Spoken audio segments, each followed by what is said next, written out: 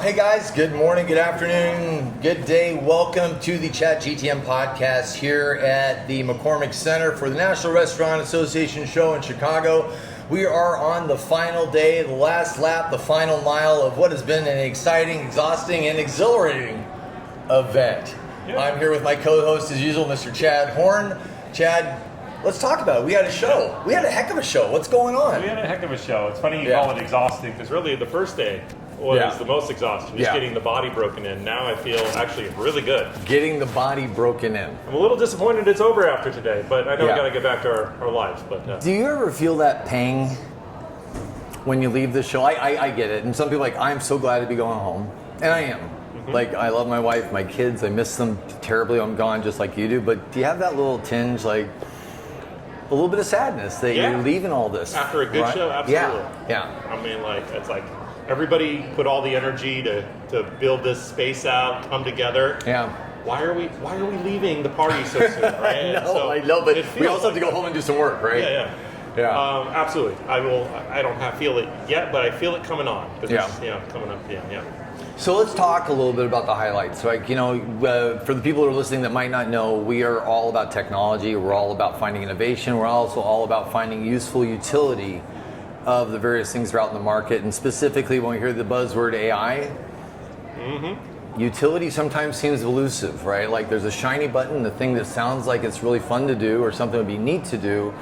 But of the things we talked about, Chad, and you're really good at this, what's the things you saw or heard about that are like really compelling? Well, first I want to call out why we were able to even put together a decent plan efficiently. Yeah. This show, better than any show I've seen, has the right tools to like build your event plan. Yeah. See the floor plan, tag a booth, say, hey, these are the guys I'm visiting, and see it visually. So you're giving some props to the National Restaurant Association for putting together a good app? Props to the event for making that easy for me.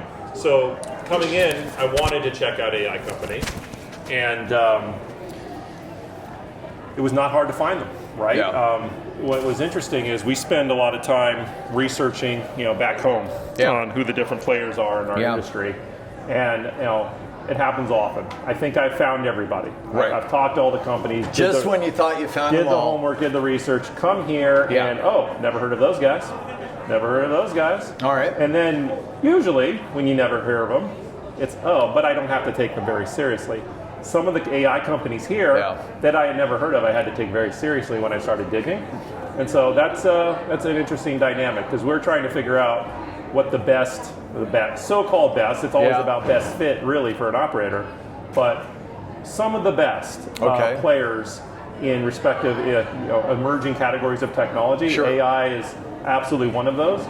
And you need to be here to look the leaders in the eye and ask questions you might not be able to ask on a 15, 30-minute Zoom call to really get a sense of who's quality. And this show has been super valuable for that purpose. Well, even to that point, right, when we talk about AI, there's so much of it.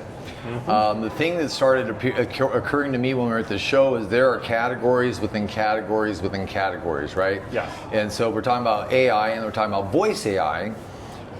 That breaks down into its own subsets, right? We have drive-thru facing. Right. Let's talk a little bit about that. Yeah, there's a lot of ways you could categorize the AI players just in our industry. One way I like to do it, of course, is by what category, like you're talking about, drive-thru capabilities, reservation handling. Yes. And then phone answering is a kind of a category into itself, but it's often paired with one of the others. And last one being phone ordering. All right. You could even throw AI at the kiosk. I've seen some players doing that. That's a different, but not as popular use case. So being able to break them down by category. Some guys are pure play. This is the thing we do. We're going to do it really well. And others are like, no, you're not going to want to deal with multiple voice AI companies. Right. We'll do it all for you. Do you think that's a smart idea? Because thinking about how fast things are moving in so many directions, do you think people should be really specialists? Or can you dabble and get to the same places? Depends on their budget. Sure. And their talent pool, right? Because especially in a category this competitive and fast moving, you could lose a lot by lack of focus. Absolutely. I certainly see companies that are focusing, doing the most impressive things in their niche. But there is something to be said about thinking to the future state where brands are going to want to consolidate around I mean, even as it is, brands and operators are going to be dealing with dozen plus vendors. Yeah. So are they really going to want to deal with 2, 3, 4 different AI players that just specialize on voice applications? Probably not. Probably not. So if you can do sufficiently well at the most important thing for a given set of operators now, and then eventually build in the other ones as the technology matures and your product roadmap has time to deliver, I think there's some wisdom in that. But it really has to do with what resources you have to tackle the problem. So let's dip into something. We, in January, went to CES, right? Yeah. And we started hearing a lot more about voice AI. In fact, we were roped into something quite literally. Hey, get over here, you need to see this thing. Yeah. And for sake of this conversation, let's leave the actual name of the company out of it and just talk more about what we experienced, right? Correct. And so we met a company that is doing some really interesting work around voice AI when it comes to conversational ordering at the drive-thru. They have some things that they shared with us about how to configure or create these celebrity voices or voice mimics inside of their system. And I think it's interesting how fast that has moved since January to today. So we talked to this company in January. They say, yes, Yep. in 2 hours of conversation with their AI, it would map and understand the linguistic patterns and tonality of whoever Absolutely. that voice may be, whether it's a celebrity or a spokesperson.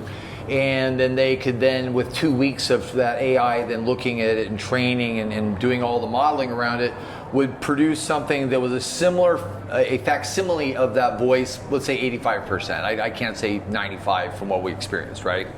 Right. And then even was as recently as 2 days ago, I talked to a former colleague who is working on something I believe is incredibly exciting, if it works out the way that they said, about how quickly they can stand these things up. Right. And even later that day, I talked to another company who has a voice AI that says, you know what? 2 hours, we can do it in 10 minutes, and we don't need to do any training from there, and it will be almost indiscernible. Right. The tools are getting better. Yeah, I mean, it's like a bullet train. Yeah. Right? And that's got to make it really hard to develop software solutions for this space, knowing that for every in these kind of categories, Right. for every company you've heard about, Right. there's 5 to 10 that you haven't. Oh, And- absolutely. and Or that that are in includes us, incubators who's that are looking. stealthing right now, right?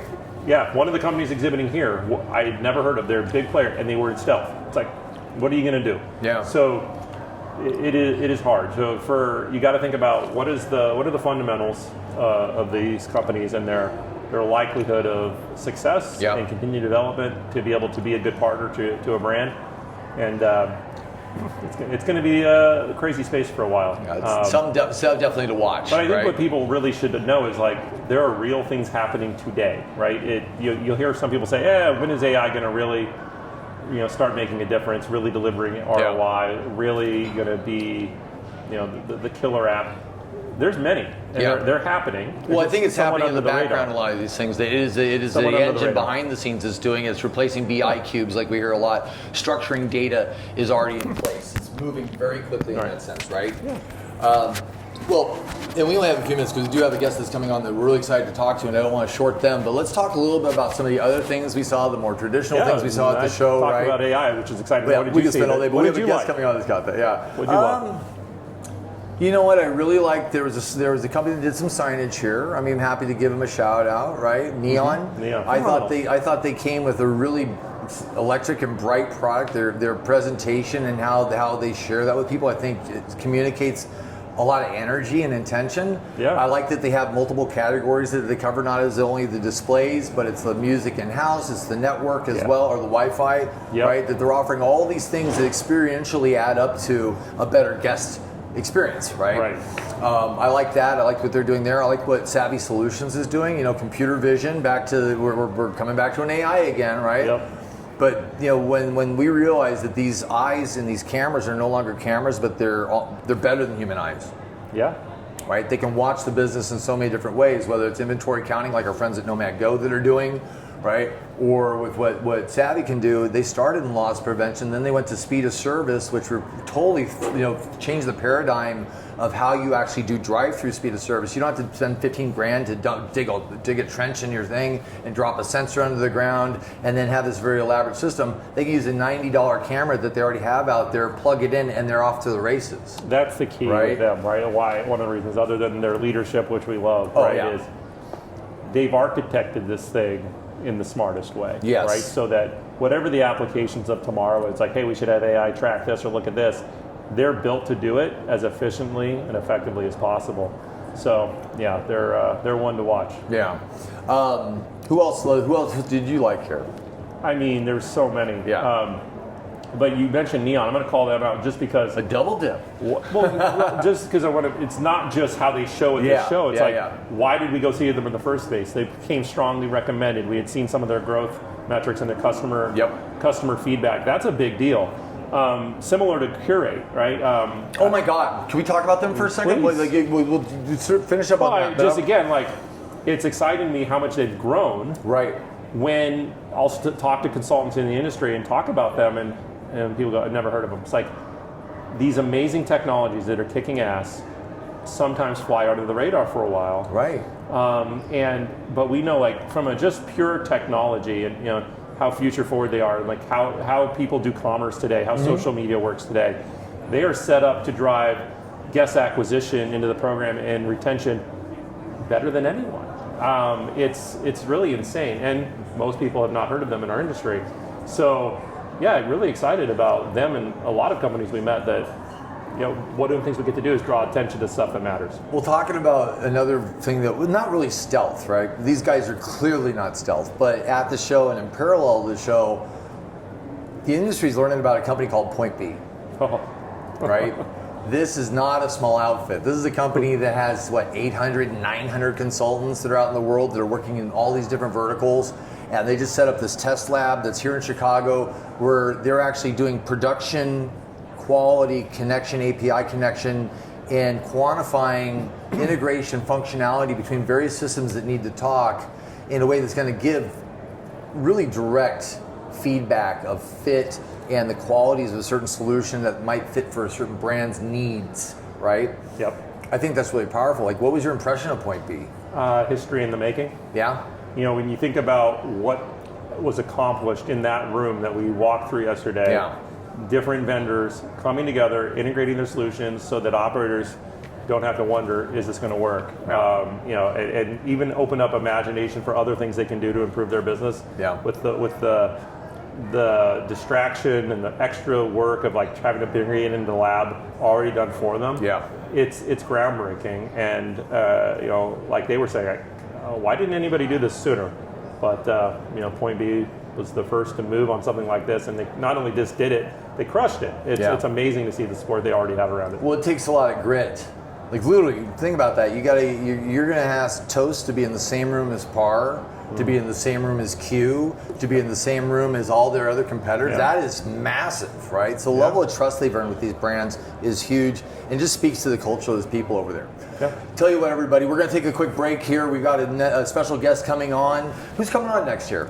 We have Slang AI, Alex, CEO. Oh my God. Awesome guy. It's time to bring him in. We're going to invite him into the booth here. We'll be back in a few minutes. Not even a few minutes, any minute now. We just got to get mic'd up, and we're going to learn about actually one of these really great, fantastic AI solutions that we've been talking about here as a little precursor. I'm really excited to share this with you. Please stay tuned.